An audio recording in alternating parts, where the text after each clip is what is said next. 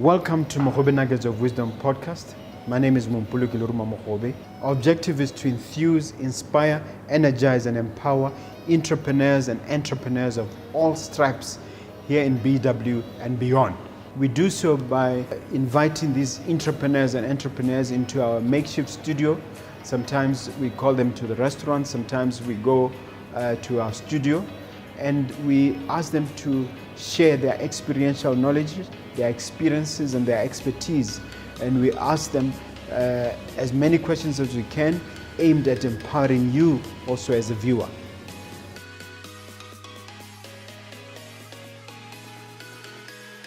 Hi viewer and listener, my name is Mompoloki Mogobe. I welcome you to another episode of Mogobe Nuggets of Wisdom podcast. Always a privilege, always an honor to come to you and to introduce you to yet another entrepreneur or business person who gives you life-changing, impactful information right here in BW. But before we introduce the guest, her name is Nana Kgosidialwa. She'll say more in a moment. But before I bring her on, please do me the honor, just hit that subscribe button. We really, really need your support, guys. Welcome to the studio, Anana. Thank you so much, Mr. Mogobe. It is such an honor and a privilege for me. Could you tell the people about yourself in terms of a little bit about your background? Okay. My name is Nana Kgosidialwa. My background, it's always really a difficult question, this one. Tell us about yourself. So I am such a great lover of life. I think I would say that. I am a child of God, first and foremost. And I am a mom. I have 3 girls. I'm married. I am currently running a business called Authentic Lifestyle, which was opened just a few months ago. It's a company that is birthed out of passion and, of course, study now at the moment. But it's really birthed out of passion to have people freely and very much enjoy their lives, but more than anything, authentically, as you hear the name Authentic Lifestyle. So what I've realized, if I give you a bit of background, so I'm an accountant by profession. I've studied counseling, so I'm a counselor as well. And so I worked as an accountant for many years, about 7 years, and then eventually it was just not happening for me because I just felt like there is more out there. So I left that, and after a few months or after a year or so, I went into ministry as in pastoring. So I have been a pastor for 7 years as well. So I'm such a 7 years person. But I think in that space, I just got to a place where I felt God was leading me a different direction altogether. And that is to Authentic Lifestyle, where it's almost like a lot of people are really living their lives, not full on themselves. It could be from different things, maybe the way they were brought up, maybe things that have happened to them in life, and just so forth and so on. So it really is a passion for me in that regard. I like the outfit, by the way. Thank you so much. It's very, very Thank you touching, so much. very colorful. Explain the pastor part. You have your own church or what? No. I was actually an associate pastor, so I didn't run my own church. In which denomination? Denomination in Christian Revival Church in CRC. I'm still a daughter in that house, but I have been an associate pastor. Wow. Okay, woman of God. and in terms of academics or training academically, how far did you go on the accountancy side? In the accountancy side, I went as far as AAT. Actually, I didn't mention that I've also done Bible studies as well. And then in counseling as well, I have a certificate in that. Yes. All right. Now, the company Authentic Lifestyle, what inspired it? Like I have said, Mr. Mogobe, really passion, and also the heart for the people, for people to realize that there's more to life, there is more to themselves, talking potential, talking living your life to the fullest in the way that God has created you to really. So you think people have been inauthentic? I think so. I think people have been inauthentic, and I believe I would also talk about myself in that there's been situations that have actually caused me to almost feel like this is what I need to be in order to belong in this group or in this setting. Can you give one or two examples in your life? Of me personally, I think I didn't mention it, but I'll mention it now. Now we're going to talk about ministry a lot. So I actually grew up in a pastoral home. And with that, there's a lot of expectation. There's a lot of the way that you need to be. The pressure really is in the pastor and your parents who have been called to ministry. Because I remember as you grow, I've never even imagined myself in ministry. But that shaped me in a certain way. I would see it in the way that I thought I could only dress, because there would be that no, but as a pastor's child, you need to behave in a certain way, you need to be in a certain way that influences or makes the person that you are, that you never really tap into who you are as an individual. And also on that as well, when you talk about authenticity, one of the things that are very key is for you as an individual to know and understand your own values. But as, like I'm saying, the example we'll go to is growing up in a pastoral home, you realize that values that actually govern your life have absolutely nothing to do with you. So a lot of times you are governed or you are... What do you mean they have nothing to do with you? It would be the values of the household. You've inherited them, or as it were? Or yes, it would be values of the household, if I could say, like if I'm giving an example with the way that you dress. You never really go to explore, but what do I like? Because this is who we are and this is what we do. Error. Okay, so were you ever inauthentic? I think I have been. In the sense that? In the sense that being, or like I said, wanting to fit in to a certain space, and you find that you behave in a certain way, or sometimes even not understanding. You know, I spoke to someone the other day. We had an event through the company where we're doing imaging and styling, to say, okay, but what really influences this? And I think it's something that I've been to, that I'm working through myself, where it's almost like, oh, I actually should even have values. I don't know. I don't know what my personal values are. And you find that if you don't know that, half the time or the whole time you go with the status quo. You go with what is going at a given time. That's why it's important to actually know and to develop yourself to know these things. So what services exactly is the company offering? Okay, our company offers coaching. Coaching in a sense of life coaching, but really on social and emotional aspects of life. And then we also do empowerment events, which is why I'm saying we had one this past weekend, which was on image and style. We also do counseling. We also do motivational talks. So that is really what we do there. Okay. And do you have a number of counselors, or? Like I said, what is the setup currently? Right now, because we are only starting, I am the only one who is there now. But we really dream to have coaches and counselors and all that. Okay. Have you completely abandoned the accounting profession? I did. You could say that, completely abandoned. You could say that, because that would be, yes, a long time ago. Yes, I have to do it now because I'm in business myself, and I have to do my own books, and I have understanding. So I do, but I don't see myself walking back into a business, into a company to do accounting. Okay. I believe you're big on personal development. What's your definition of personal development, and how does your company assist in that regard? Personal development is really improving yourself, constantly working at improving the person that you are. We talk about your potential, we talk about the person that you are. And really, as you develop yourself, you also develop people around you. So it's consistently, because personal development never ends. Every now and then you really have to go and work at yourself. So it's really, in a nutshell, improving yourself as the person that you are. Okay. And in terms of your modules that you offer, the programs that you offer, can you give us an idea? Okay, so we have, as is now, 2 programs that we're really big on. Actually, sorry, 3. We have a program on coaching. Like I said, we talk a lot about emotions. We talk a lot about social ills. So we have a program, life coaching on emotions, which really takes you through what emotions are, how to deal with emotions, how to work at emotions.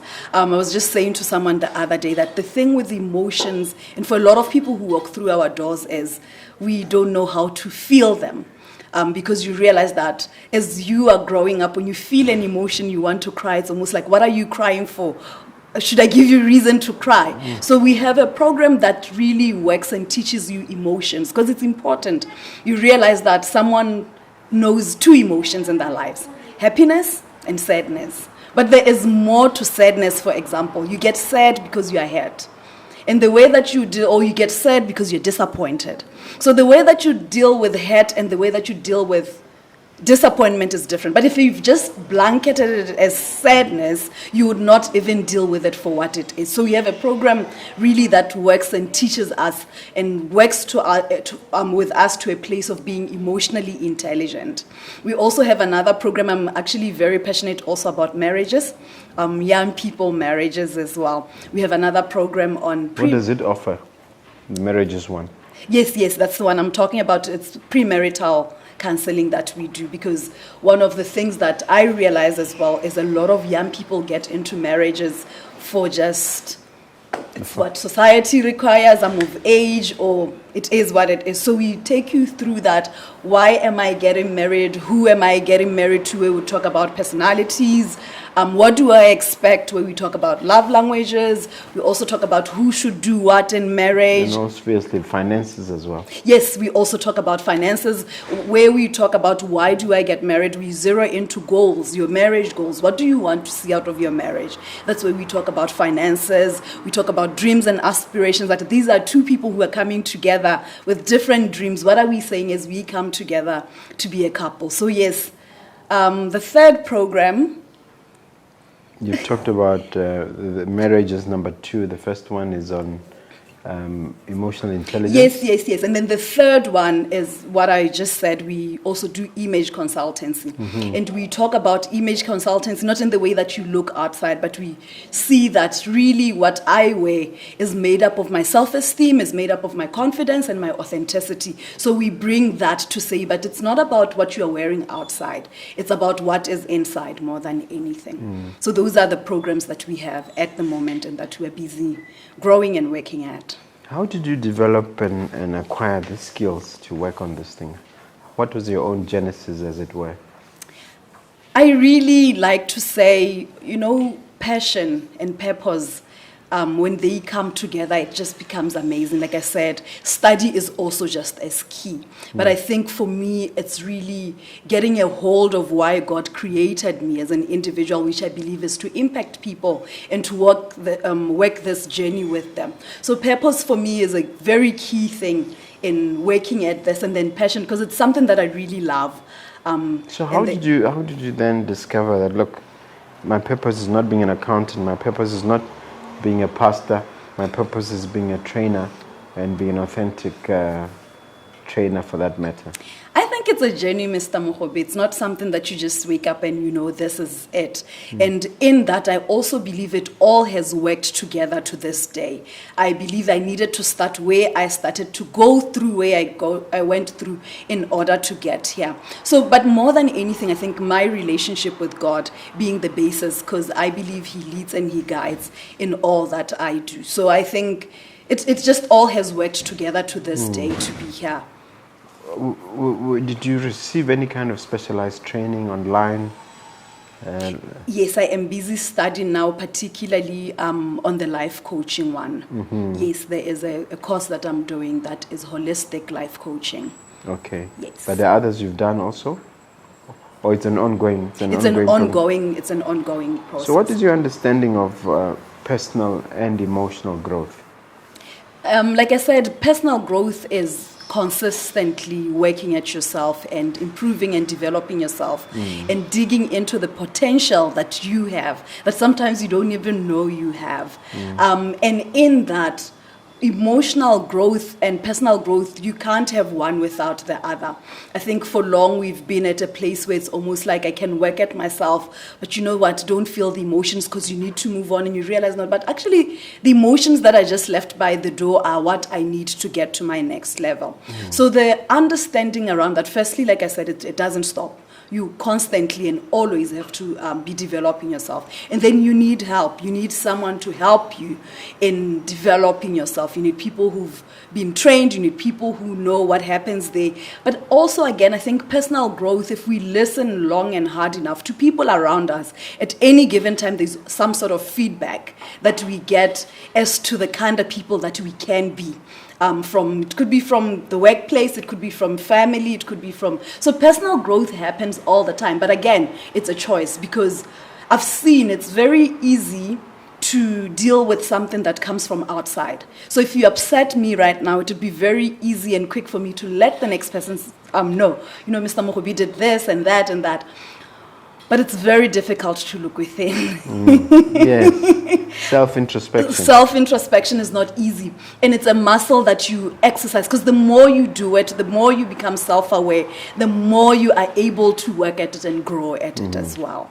So at a practical level, how do you go about it? How do you change somebody from a Saul to a Paul, if you know what I mean? Yes. I think... I'll talk about it from our business perspective.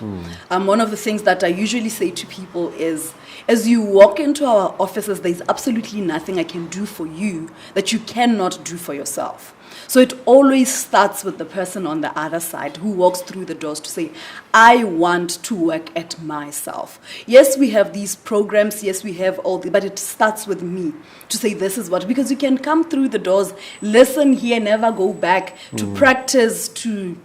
Is it the analogy about taking the horse to the water? That is exactly that. So really, personal growth, as much as you need aiding, you also need to be ready and prepared to go through it as an individual. Yes. How do you go about it? Let's suppose the person is ready. When the person is ready, every person comes at a different space. So every person needs different aiding, if I could say it that way. So I don't know if I'm answering your question, but there is an assessment. I don't know if that is the line that's part of it, yes. Okay, there's an assessment that we would do. A lot of people would walk into the office and say, I don't even know where to start. I don't even know what I need. So there is that, which is a very extensive space, actually, where we sit and we almost categorize, okay, this is where you're at. You need help here, you need help here. And what we... It's like a form. Yes, we do have forms that we fill to say, where are you at the moment?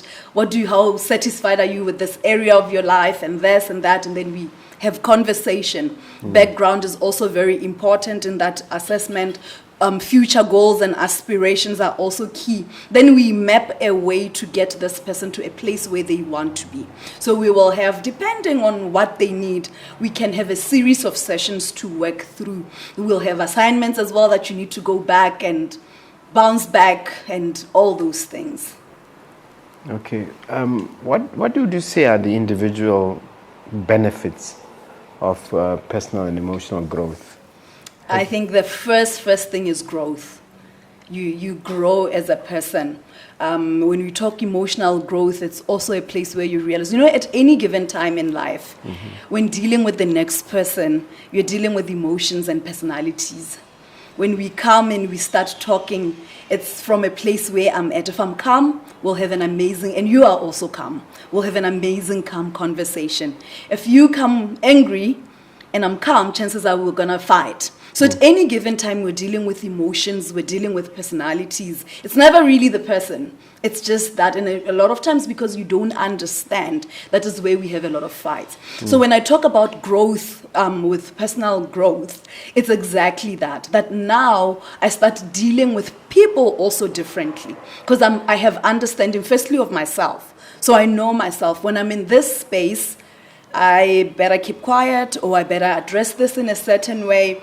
And then also now I start to appreciate and understand other people. Because remember, you also come from a certain place that now you start to see that in other people, that actually this person, it could be because they are going through 1, 2, 3. Then so it helps you then to coexist with other people. From you growing as an individual, it helps you to coexist. It helps you to deal. Like I said, one of the things that we look at is background. You realize that a lot of people have been through stuff as growing up. We talk about traumas. We talk about all those things. It helps you to deal with those things because they hold us back. Unresolved issues is one of the things that really hold us back in many aspects of our lives. So personal growth helps us with that. As you improve yourself, it also propels you to higher heights. What challenges have you personally encountered in this area of personal growth and personal transformation? For me as an individual, like I said, it's not easy, Mr. Mogobe, to look within. It's always easier when it's someone else. So if you have to face it and realize that I was shared actually with some people the other day that I was sitting across someone who's helping me with the journey because I also, it never ends. And one of the things she says to me, she says, really what you just told me is that you don't have boundaries. And that for the longest time, for your adult life, you have just lived to please people. I looked at them and thought, no, you're not going to say that to me because it's not an easy thing to receive. It's not an easy thing to look at because I was telling them how this one did me wrong, how this, and then they said, no, but really when I look at it, it is you. What was your contribution? In other words, you allowed them to. Because you allowed this to. So in that, it's not easy. So it was a bit of a shock. It was a mirror right in front of you. It was a mirror right in front of me that I wasn't ready to face.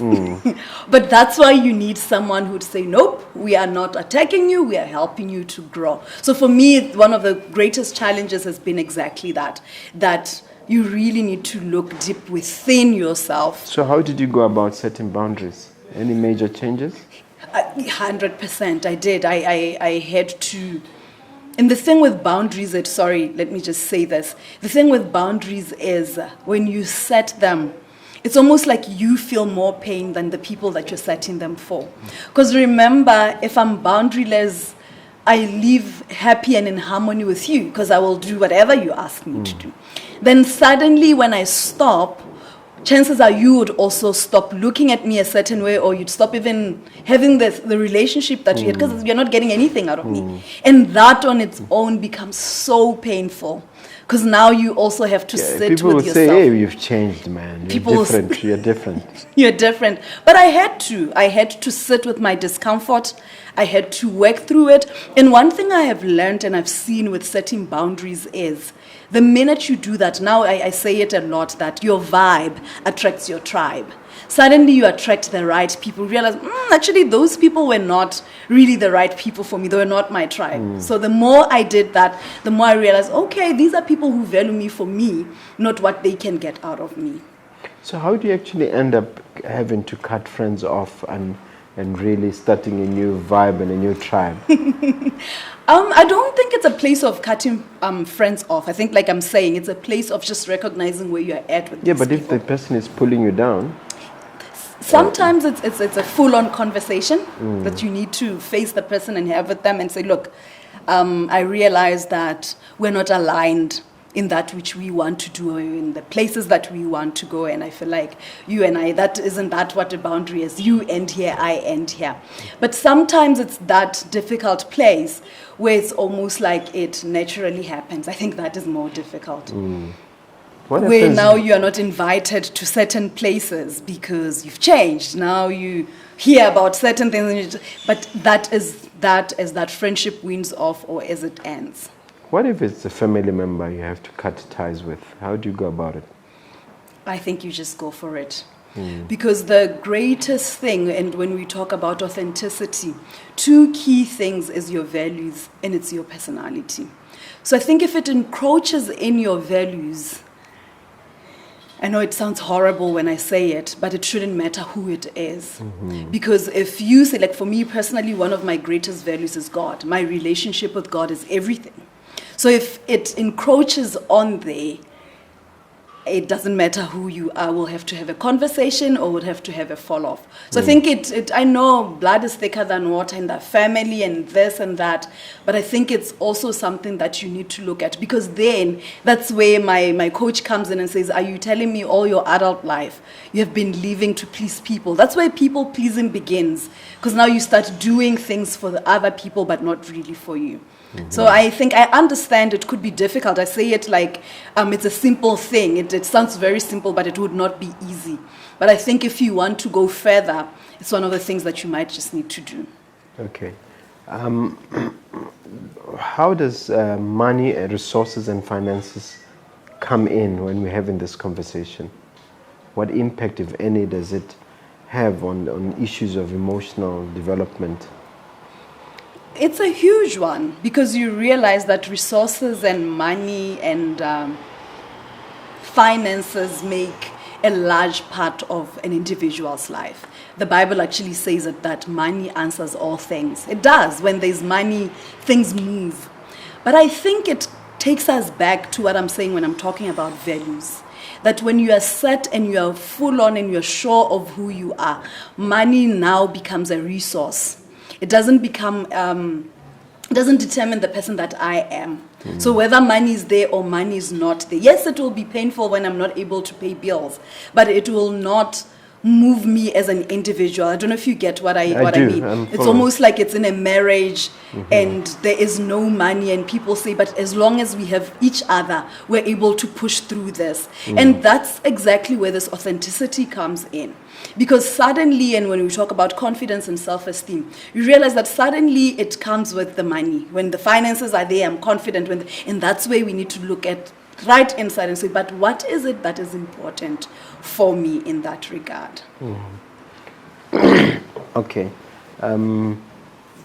I often say to people that there's a reason why the name for money and blood is the same in Botswana. And I wonder whether you have a take on that, the extent to which money as in cash flow is almost similar to blood flow. Do you have a take on that, or is there something that you share with your trainees? I'm not sure how, if we're talking of money circulating, that it moves from one hand to the other, maybe I would say. But really, I think as an individual, like I'm saying, I believe that money does make the world go round. But in the same breath, I feel like money should not determine the quality of life that you live. Because there is more to life than money. Yes, I agree. If right now we want to go somewhere, obviously we might just need money. But if that becomes everything, we miss out on life itself. We miss out on the opportunity to go outside and look at the sunset, which is just as amazing. We miss out on the opportunity to have conversation with each other, because it is the money that we want to see flowing. So I agree, it flows, it brings life and this. But I don't think it is everything, everything when it comes to enjoying or the quality of life for an individual. Because, in saying that, there is people who have all the money in the world but don't have peace. And in that, I think it just says money is just a commodity. It's a resource that really moves us from here to there. It's amazing. When it's there, it even speaks to you. Now you start having plans and ideas. But I think the minute we start treating it for what it is, which is a commodity, is the minute that we would even be more free. What, as somebody who's been a pastor for 7 years, what does the Bible mean when it says the love of money is the root of all evil? I love that you bring that up, because I think a lot of times we confuse it and say money is the root of evil. But it's the love of money. Because when you look at money and you look at God, if you do not know God, money can promise you that which you can only get from God. When we talk about, the Bible speaks about it, righteousness, peace, and joy. These are things that we can only get from God himself. But money can almost come and be as that. And if you love it so much, you love it more than God, now it starts ruling you. And when it starts to rule you, there is the evil that will come out of that. So money, yes, can parade us. No, I'll give you peace. I'll give you joy. Then you have all of it. And we still see people killing themselves because it is the peace that you can only get from God, the joy that you can only get from God, that money would not give you. Okay. If somebody says to you, look, I don't have cash to invest in personal development, what would be your response? You know, that is actually one of the things that people say to me, to say I don't have money to develop, to put into that, or is there other ways that I could? And my thing is exactly that. I love that you use the word invest, because personal development is an investment. It's as good as, I don't know what people invest in, if not better. Because when you are developed personally, or when you've improved the person that you are, before long you are even your best at other things. When you talk about potential, now if you invest in yourself, you are even able to go and do much more than you could do. So I feel like it's an investment that everyone needs to actually put something on there. I spoke to one businessman when I was starting my business, because remember, my background is that of ministry. And in ministry, there isn't pay. It's volunteerism. It's volunteerism, and I sat with this businessman. He played a very key role in my life when it comes to business. And he said to me, I always laugh about it, because I'm tempted to say to people, no, you can just come. And the thing is, if you just come, even the value that you put there is very less. I've seen it, because we've run free. You're not invested. You're not invested. You come when you can, but the minute you've put something there. So one of the things he said to me, he said, Nana, this is business. If you come in a combi, you'll leave in a combi. It has stuck with me forever.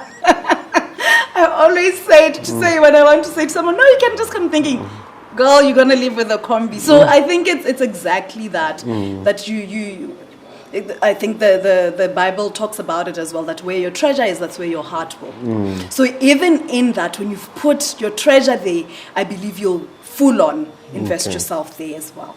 Okay. Have you ventured into the corporate field? And if so, what do you guys do for corporates? It is a space that we are navigating at the moment. We've been sending our proposals to corporates and all. But I was actually just talking to someone about that as well, to say, with corporates, and I want to put it out there so that there is understanding to that. I think if you've listened to me speak, you realize that I talk so much on emotions, I talk so much on social ills. When you get into the corporate world now, maybe someone says, how do I come from being a trainee to be a CEO? And the principles that run there, you'd find that they're a bit parallel to that which we would say, zero into the individual, I'd say, let them feel what they feel and this and that. So it's also a space that will navigate and work through together. When you walk into a corporate or anything, or even as I'm speaking to you, people already know what they want. So when we walk into spaces, when I walk into spaces to help with, it's not because I come because I have a solution for you, this is your problem. It's also an understanding, where are you and what can I bring to the table? So it's a space that we are navigating, but also looking at the product that we would have to see if it would work for that which corporates do. Can you give specific examples from some of your clients and your interactions, and give us the before and after picture in terms of the impacts you've had, without necessarily mentioning names? I'll talk about marriage, because I think my passion is. Then also there's a business owner that I was still in a journey. When we talk about marriage, there's been people who've walked into the office almost feeling like there's no hope for us. And it has always been a place of just going back to the basics. Like I said, why did I get married?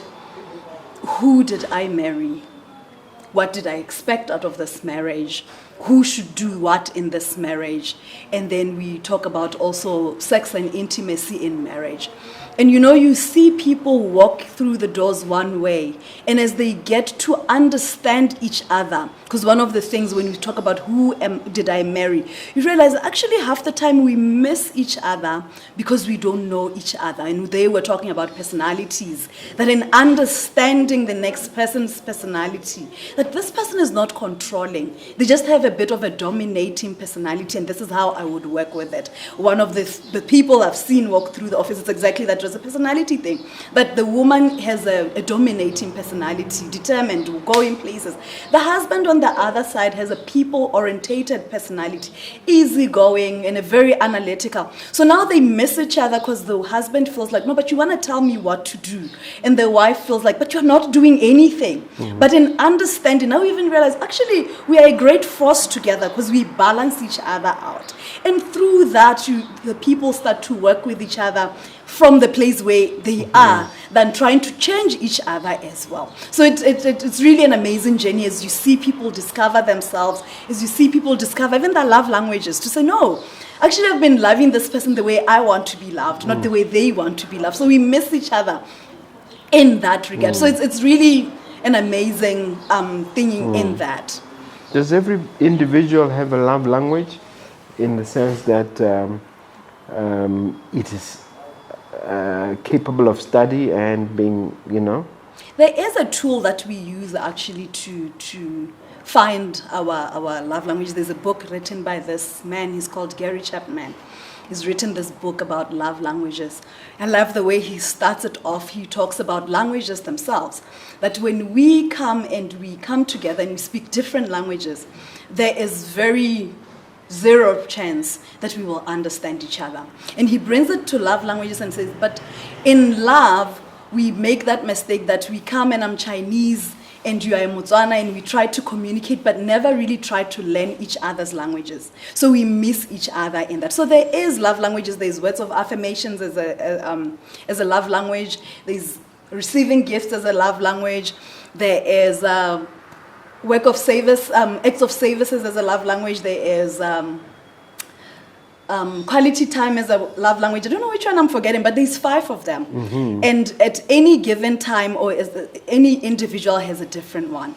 And the rule is that you love me the way that I want to be loved. Because now when I come in, my love language is words of affirmations. Chances are I'm going to shower you with, oh, you're amazing. You're that. Meanwhile, your love language is acts of service. What you want is for me to come and make you a cup of coffee.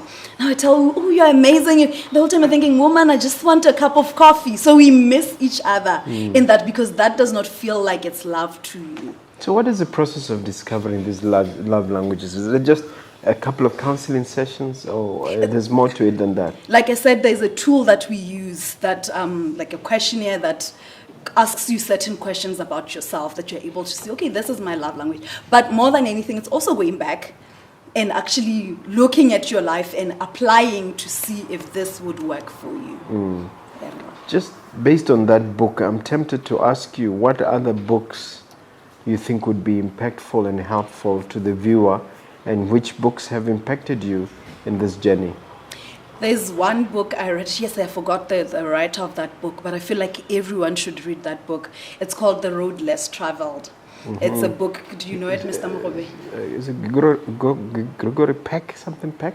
I think it is something Peck. Yeah, I don't know whether it's Gregory Peck or something Yes, Peck. yes, I've read it. I have it. For me personally, as an individual, it's a book that has cost me. In other words, take the road less traveled. I took the road less traveled, and it made all the difference. And it made all the difference. And that book has really impacted my life a great deal. In a sense that we always want to take the easier way out. And the easier way out is pointing a finger at everyone else, but never looking at ourselves. One of the stories, if I could share, that he talks a lot. He's a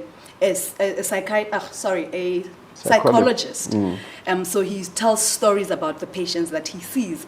So he says this one patient came into his office this one time, and this guy is a guy who decided that he wants to go places where he's going to take on more clients, right? So he takes on more clients, he gets to a place where he's overwhelmed. So he goes into his boss office, and so every single time he sees other people who've decided, no, I'm going to take 2-3 clients, because for me it's important to spend time with my family. For me it's important to go and run, to play a sport. Do other activities. And then he walks into and he becomes jealous. He becomes bitter about this whole thing. But he's made his choice. He walks into his boss office and says, everyone is knocking off at this time. Everyone. And the boss says to him, I hear you and you have a problem. And he asks him, what are you going to do about it? And he gets so upset to say, no, but you need to bring a solution for me. Meanwhile, he's the one who did this. That for me changed my life. That a lot of times that's what we do. Solution lies within you. It is always, that's what we say at Authentic Life, that you have it. We're just here to help you discover it. Yeah. That is that. Okay. So that's one of your favorites. That's one of my favorites. The other book that I recently read is Untamed.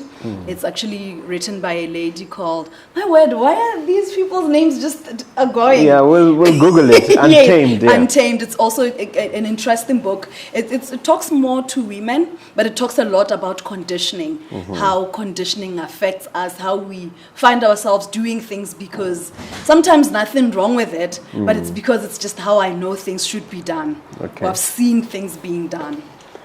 We've had a problem in this country having to do with suicides, having to do with passion killings. What do you think is root cause, and what are people at Authentic Lifestyle doing about that? I think really when we talk about killings, suicides and these passion killings that we say, I don't even know why we call it passion killing because I don't even think there's passion there. It's just evil. It's just not right. Yeah. I think the main thing, Mr. Mogobe, will bring us back to what we've been talking about, that people are not emotionally intelligent. Because what causes or gets people to that place is emotions. I am so mad at you that I'm going to kill you and kill myself.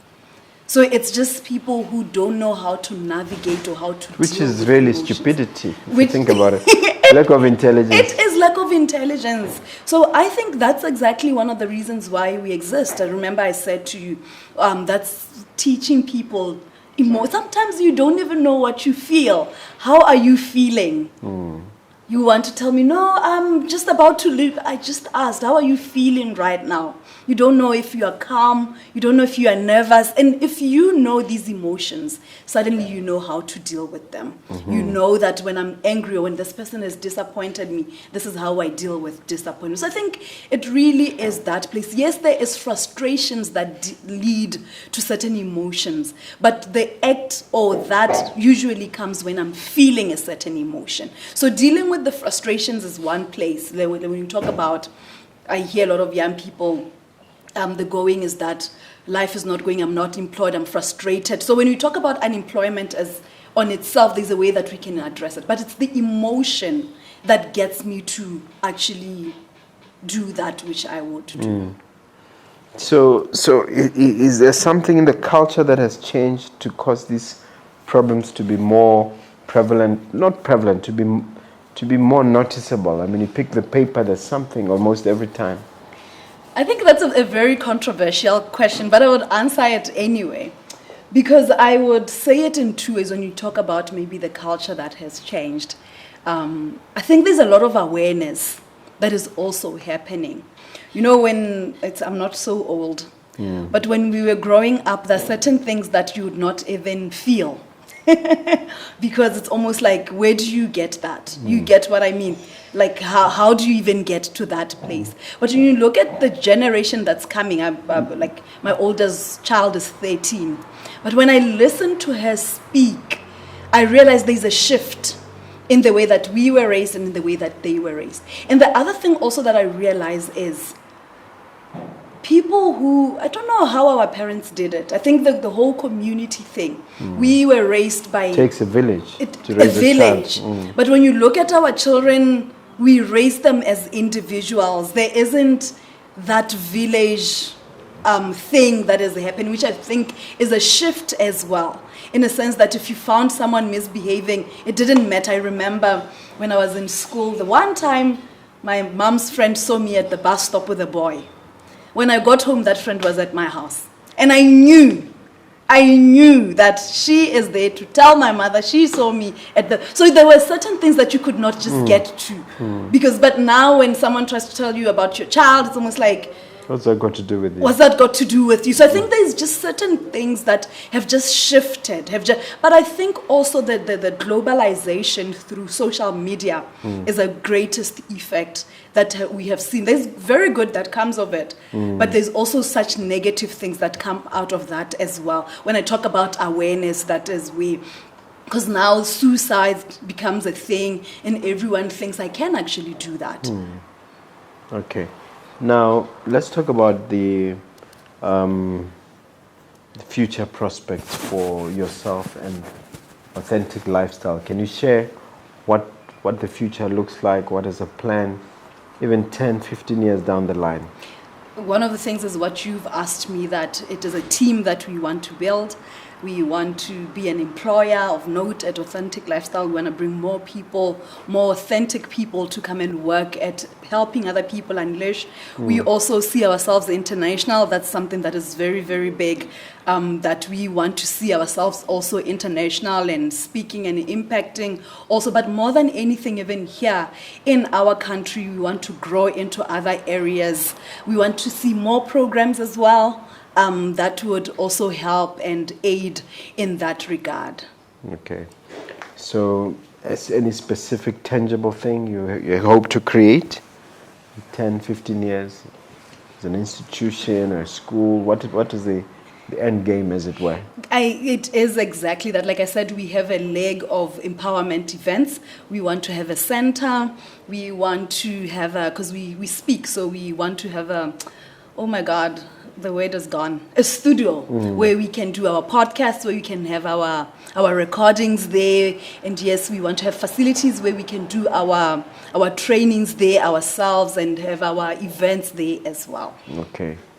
All right. I often want to ask my guests this question. It's a tough question. What would you say was the biggest setback you encountered on the business side, and what did you do to overcome it?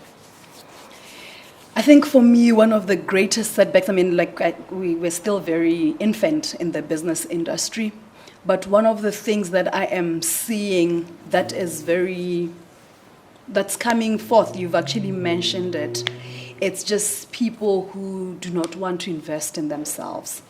It's just people who are self-sufficient. I think for us as a business, it's a setback in a sense that we are in business, yes, but for, like I said, that born out of passion, and you look and you see potential of people, of companies, and you realize that this person actually does not even know or have not tapped into that. I think it's one of the things that every single night I go to sleep, it's almost like, God, you're gonna have to open the people's eyes to realize what we are on here.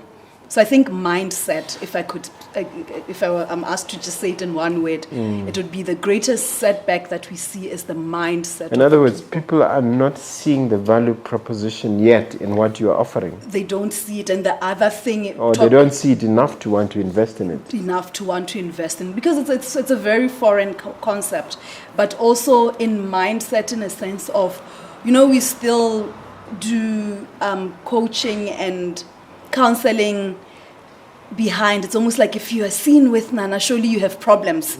So that it's just a mindset. They're confusing it with what, psychiatrists or... But even so, nothing wrong with that. Yeah. You get what I mean? That it's important to invest, even if you need to see a psychiatrist. I feel like it's an amazing thing because it's there to help you to be everything that you are created. So there's a kind of stigma. There's a kind of stigma. Where does it come from?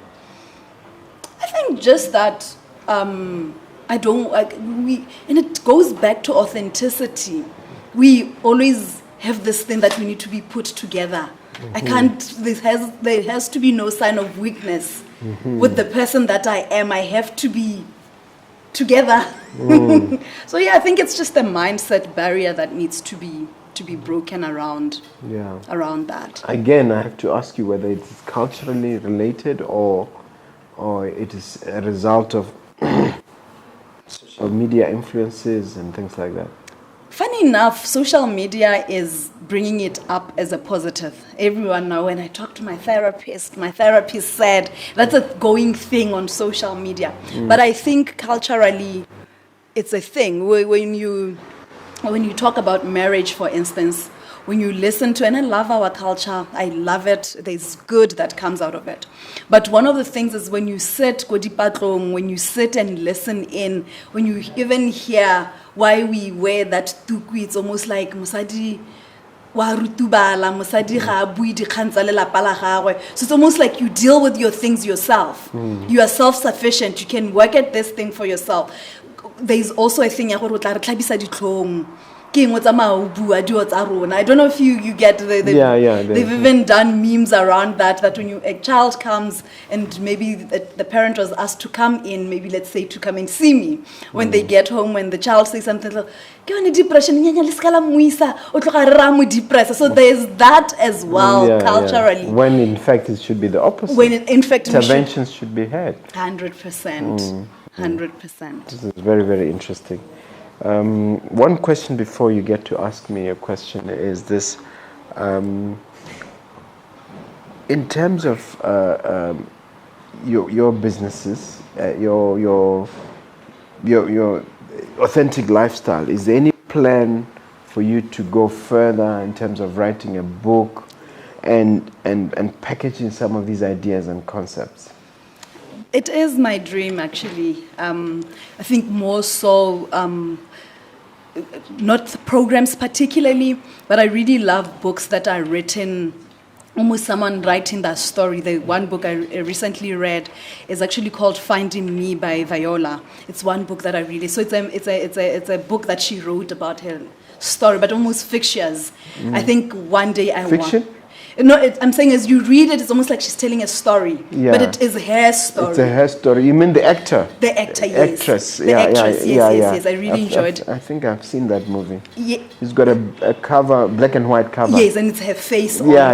Yes. Even the one I talked about, Untamed. This lady's also telling her I story. think Oprah really popularized that book. Because they interviewed her and then it promoted it. It's a very interesting read. It's very, very sad, but very interesting. So I would love to write my story one day. You should. I couldn't help noticing you have books there. Do they mean anything? You want to share something there? No. I write a lot. So in the one, it's when I get ideas and stuff, I will write them down. And the other one is where I put my appointments. So every now and then people will call to want to book an appointment. Why do you think it's important to write your ideas down as you go along in a day? Because a short pencil is better than a long memory. Say that again? A short pencil is better than a long memory. Sometimes you get an idea here now, you don't put it down. 2 days later, you're trying to remember what was that. And one of the things that I'm really big on is journaling. Life throws things at us that sometimes it gets us to forget what life is really about. So I would write down when I'm feeling happy. I would put it down for those days when I'm not feeling happy that I can go back. But also when I'm not feeling happy, I'll put it down for those days when I feel happy that I realize where God has taken me. So it's something that I really like to do too. Yeah, I've heard people say journaling has made a difference in their lives. I don't journal myself. What I do is just set goals and then tick them as I go along. So I explain the advantages of journaling and why you believe that it's important. I think it's exactly what I have said, that sometimes, we forget, or also in the feeling, sometimes you feel something and you can't really articulate it. That when you put it down, it comes forth in also just realizing where you are. But for me, the most important thing with journaling, it's not when I write it down. It's when I come back a year later and I read it and I realize, wow. Something that I do a lot is also, I write a lot to my future self. And sometimes I go and I read it and I realize, wow, this is really amazing. Look, I wrote this and this and this has happened. So it's for me, it's really just amazing in that way. Wonderful. All right, this is the time you get to ask a question. I've actually been dying to ask you this question, Mr. Mogobe. But firstly, just thank you so much for this opportunity. I really, really appreciate it, and I don't take it for granted. It's an honor. It's such a privilege for me. It's a question that I ask people who are a generation that has walked a little bit further than I have as an individual. Because, we get to a place where we always wonder what the future holds and this and that. It's a very simple question, but I would ask that when you were 34 years old, because I'm 34, what were you doing? And when you look at yourself now, when you look at yourself then, do you look and you say, I knew I'd always be here? Not with exactitude. What I do have, because it's around the time that shortly after I got married. 34, you're not married yet. No, I got married around 33, 34. So it's around that turning point period in one's life. So I would say that I knew that I was destined for some kind of greatness. For instance, I knew for a fact that poverty was not in my future. I always knew that I would want to be rich one day, and I will be rich.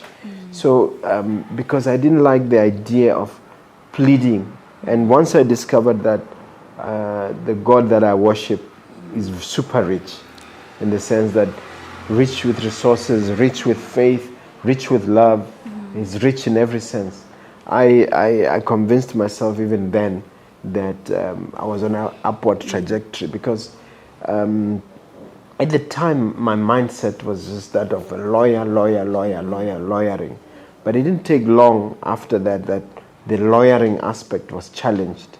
And once it was challenged through litigation and other things, then I pivoted to other aspects. So I would say that at 34, I had an idea that something big was going to happen and that I'll achieve some level of greatness. But I didn't know exactly how. So things were coming to shape as you get married, as you start having your son, because I think that's around the time CD had arrived, but Sekele just arrived, my son.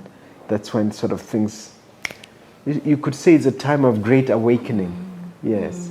So that's how I look at my 34, 35, that time. So when you look back now, and you look at that 34-year-old and where you are at now, are you happy, those riches that it's only 26, 27 years ago, so I like that you say only. Yeah, it's not a long time. So the way I look at it is that things have turned out by and large the way that I planned them to do. There is a sense in which I feel I could have done more if I had done certain things, but there's also a sense in which I feel I could be a lot less if I had not made certain moves. Yeah. So I'm happy. I'm happy with the outcome. I don't have any major regrets. No. All right. Well, thank you so much for that. Yeah. Can you please look at that camera, my Kgosidialwa? The chiefs are fighting. Direct translation. The chiefs are fighting. Yeah, okay. Hopefully you are stopping them from fighting. And just share motivational takeaway message with the viewer. Leave them with something. Okay, thank you so much. I think I just want to say to someone out there that the truth of the matter is, as Mr. Mogobe is just talking about his 34-year-old self and how he realized there's so much to him than what was there. That each and every one of us has something big in us. God has created us for a purpose and for a reason. And it will take only you. A lot of times we wait and we hope that magically someone will come and save us. It is inside of you. You can be everything that you imagine. It just takes you to actually take that step and actually be that which you want to be. Okay. All right. That's fantastic. Contact details? We are Authentic Lifestyle. You can call us at 72663075. Let me get our landline.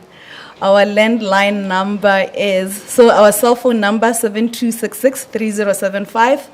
Our landline is 316-4166, 316-4166. You can call us to book. We're on Instagram at Authentic Lifestyle BW. We're situated in the main mall right opposite the Daily Grind. We're on Independence 205. Social media? Social media, we're just on Instagram for now. Authentic Lifestyle BW. And you yourself on social media? On social media, I am Nana Patrick Kgosidialwa. Nana Patrick Kgosidialwa. Okay. Thank you for sharing with us. Thank you so much, Mr. Mogobe, for really having me. I enjoyed really this appreciate it. Okay, Thank pleasure. you. Thank you.